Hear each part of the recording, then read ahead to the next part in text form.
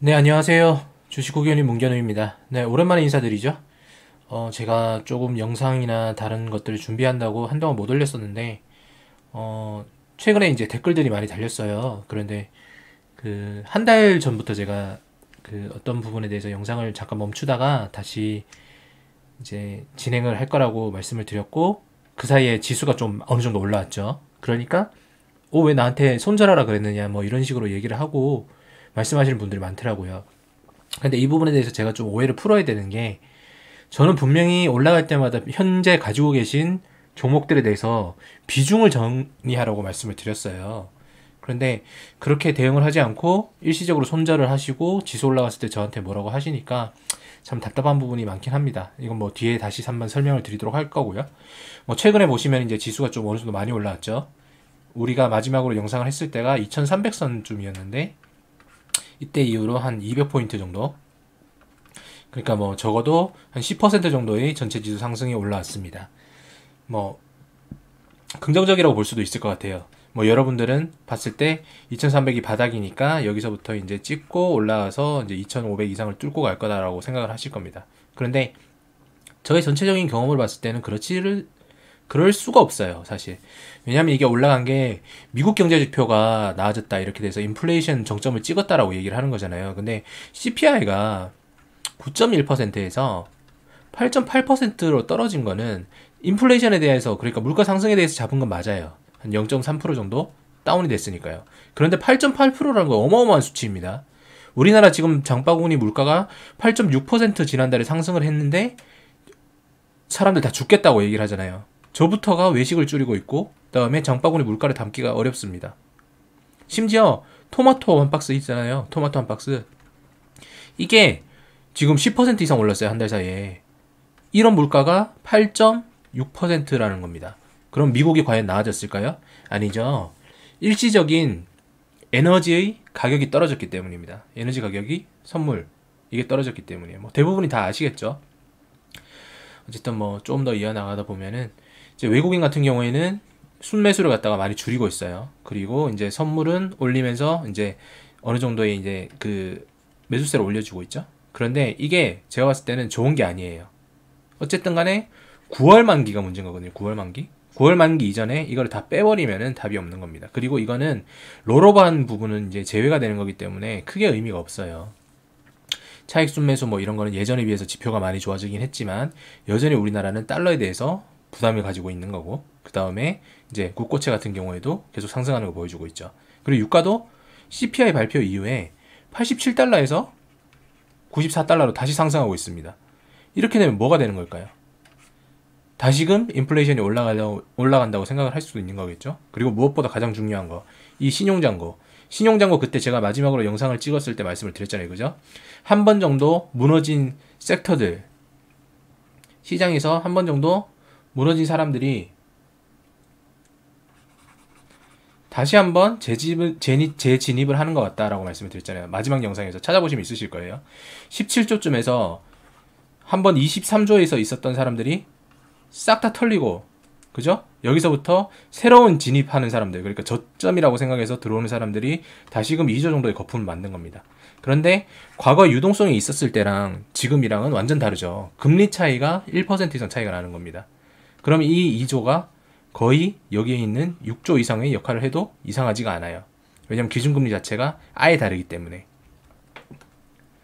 자, 선물도 보시면 알겠지만 여기 미결제 수량이 29만이었어요. 그죠? 29만이었는데 어느 순간 보다 보니까 최근에는 31만까지 올라왔어요. 그러면 여기에 이제 한 거의 2만 정도가 미결제가 늘었다는 거잖아요. 그죠? 제가 그때 미결제에 대해서 말씀을 드렸죠.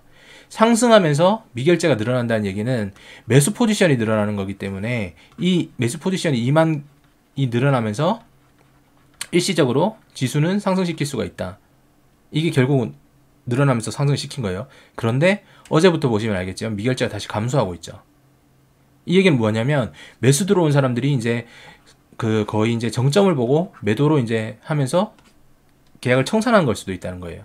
물론 올라오면서 이거를 갖다가 뭐 숏스퀴즈 뭐 이런 거 있잖아요. 숏 커버링 나오면서 청산이 되고 다시 한번 재매수 들어오는 경우도 있을 거예요.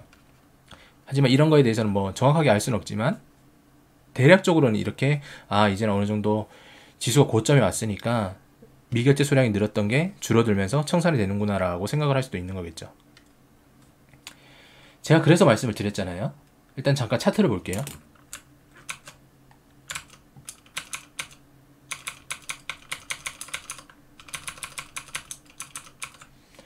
일단 이 차트를 보시면 제가 그때 박스권에 대해서 한번 말씀을 드렸었죠. 이게 지금 좀 상당히 좋지 않다고 보는 게, 여기 이 박스권, 그러니까 마지막 방송을 예시를 들어서 말씀을 드릴게요. 마지막 방송에서는 지금 여기 있는 이 박스권에서 여기 있는 박스권, 이거를 뚫어주지 않으면은 조금 더 횡보할 수 있다. 그죠? 그리고 실제로 여기 횡보를 했습니다. 횡보를 했는데 여기서 더 빠질 거라고 생각을 했어요. 사실 왜냐면 물가 상승률이 너무 높았으니까. 그렇지만 그렇지가 않고 여기서 박스권 뚫어주면서 제2의 박스권까지 가게 된 거죠. 그럼 여기까지 올라가게 된 겁니다. 실제로 완전히 반등이 나온다고 하면은 여기도 이대로 뚫고 올라가줘야 됩니다.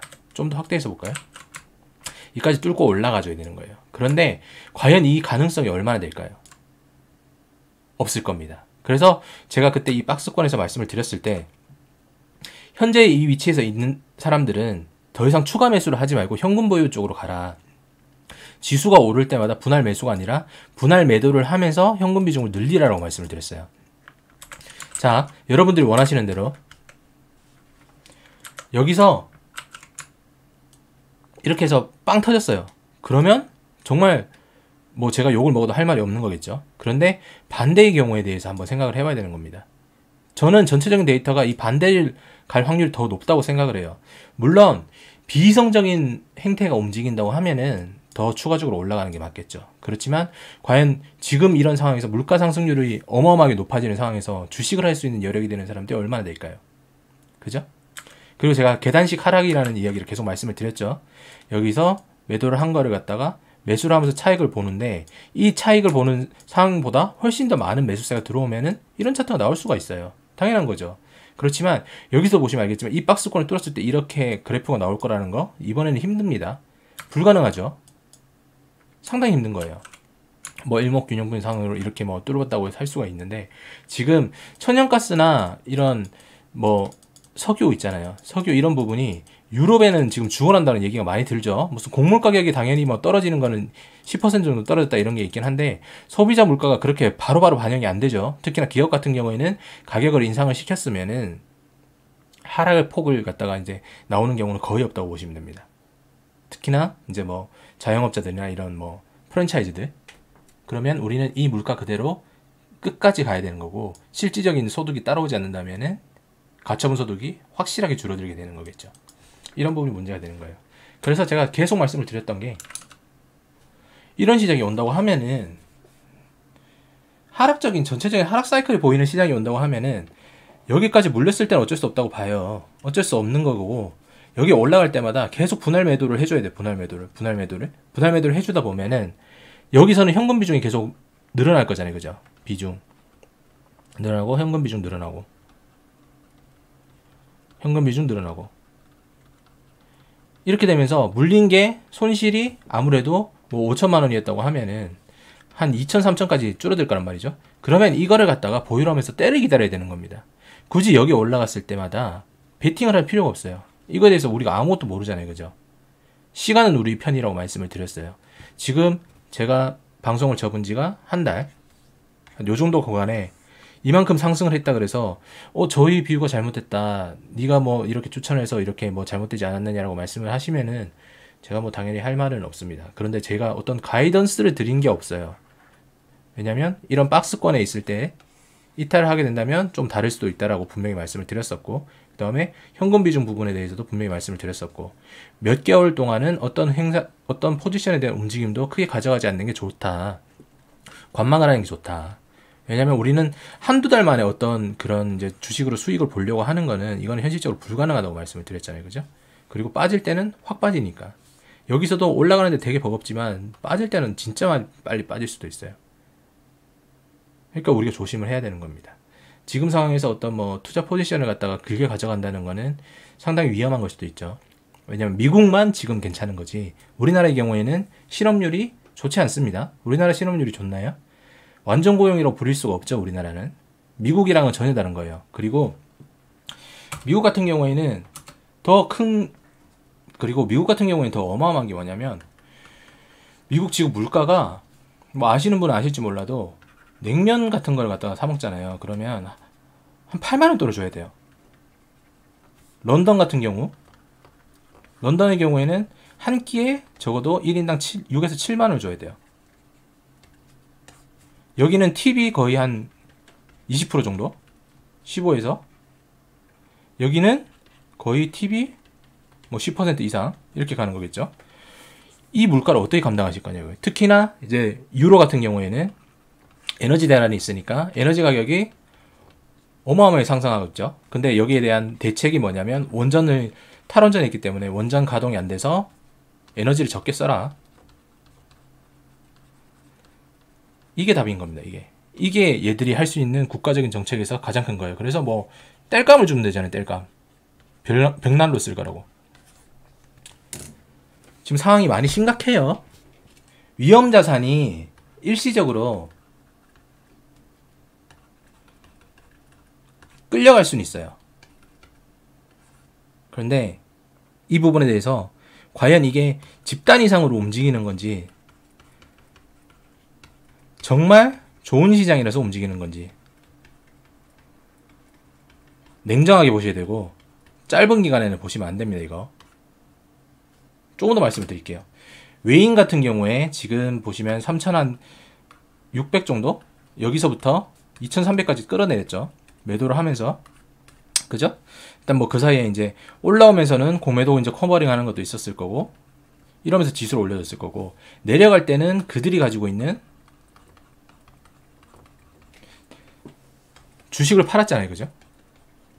주식을 판 건데 2,300, 그러니까 이건 예시입니다. 우리나라를 예시로 든 거예요. 2,300 정도 되면 그들이 가지고 있는 주식 중에 매도할 수 있는 게 크게 없을 수도 있어요. 그러면 이거를 갖다가 이제 개인들 거를 갖다가 좀 사야겠죠? 제가 외인이랑 기관이 매수를 했을 때는 어떻게 나온다 그랬죠? 개인은 위에 이렇게 호가에 걸어두는 거를 외인과 기관은 위로 올리면서 사버린다고 말씀드렸잖아요. 그리고 얘들은 이거를 사면서 지수를 올리니까 대기하고 있던 개인 트레이드 투자 자금도 같이 들어가는 겁니다. 그러면 지수가 이렇게 있다 하락을 했다가 이쯤에서 얘들이 이제 우리가 팔 게 더 이상 없네, 좀 사야겠어, 그러면서 지수가 올라갔을 때 이 부분을 사잖아요. 그럼 개인들도 다시 따라 사죠. 그리고 개인 투자자들은 여기서 비중을 줄이고 자기 나름에는 뭐 손절을 당했다고 생각을 할 수도 있겠죠. 근데 이 자금을 갖다가 다시 추격 매매에 따라 들어올 겁니다. 그러면 평단이 별로 차이가 없어요. 그대로예요. 이 아래에서 먹은 사람들은 다시 여기서 팔고 다시 사고 다시 사고 평단이 계속 올라가는 겁니다. 그런데 외인 같은 경우에는 다시금 이 라인이 왔을 때 여기서 자 이제 우리 공매 치면서 다시 팔자. 너무 지수 높아. 물가 알잖아. 거품이지? 그러면 개인 투자들은 똑같은 일을 또 겪는 거예요. 개인 투자들이 여기서 샀던 사람들도 결국은 여기에서 평단이 만들어지면서 하락할 때 답이 없이 또 올리는 거죠. 그리고 또 하락하고 이게 이어지는 겁니다. 그래서 제가 말씀을 드리는 게 현금을 보유를 했으면은 버텨라. 아니면 하락장이니까 인버스를 갖다가 분할 매수를 해라. 이게 맞는 겁니다. 이거 지금 이해가 잘 안 되신다면은 한 1년 후에 보시면 너무 충격적으로 계좌가 바뀌어 있으실 거예요. 주식 많이 하시는 분들은 아실 텐데 그렇게 될 겁니다. 그리고 제가 저번에도 말씀을 드렸지만 시장이 어려울수록 구황작물, 그죠? 구황작물 같은 게 움직이고 시장이 좋으면 모내기를 해야 된다고 말씀드렸잖아요. 그죠? 이 모내기를 한 게 그 대형주들, 그리고 이게 소위 말하는 잡주나 테마주라고 말씀을 드렸잖아요. 그죠? 그런데 이거 두 개가 다 시장이 완전 개박살 났을 경우에는 그냥 없다고 말씀을 드린 적도 있어요. 그죠? 뭐냐면 왜 한 5% 이상의 상승도 나오지 않았을 경우, 그럴 경우에는 의미가 없겠죠. 이런 것들을 95%가 무너지니까요. 농작물이 아예 안 된다는 얘기예요. 구황작물도 최소한의 어떤 조건이 있어야 되는데 그 최소한의 조건조차 맞출 수가 없다는 얘기입니다. 그렇게 대응을 하셔야 되는 거고, 잡주나 테마주에 물리신 분들은 처음부터 이걸 하지 않는 게 제일 좋다고 말씀을 드렸었고, 투자를 갖다가 투기 아닌 투자를 하시고 싶으신 분들은 대형주에 대해서 어느 정도 조절을 하시고 시기를 보셔라 라고 말씀을 드렸어요. 저보다도 더 능동적으로 대처하지 말라고 말씀을 드렸었고요. 이 부분에 대해서 뭐 제가 더 드릴 말씀도 많긴 하지만 어쨌든 간에 향후에는 그 종목에 대해서도 어느 정도 좀 토봐보도록 할 거고요. 그 다음에 그 경제 사이클이 어떻게 돌아가는지 경제 책을 보면서 조금 더 많이 분석해보고 가져보는 시간을 좀 가져보도록 하겠습니다. 오늘 방송은 여기까지 하도록 할 거고요.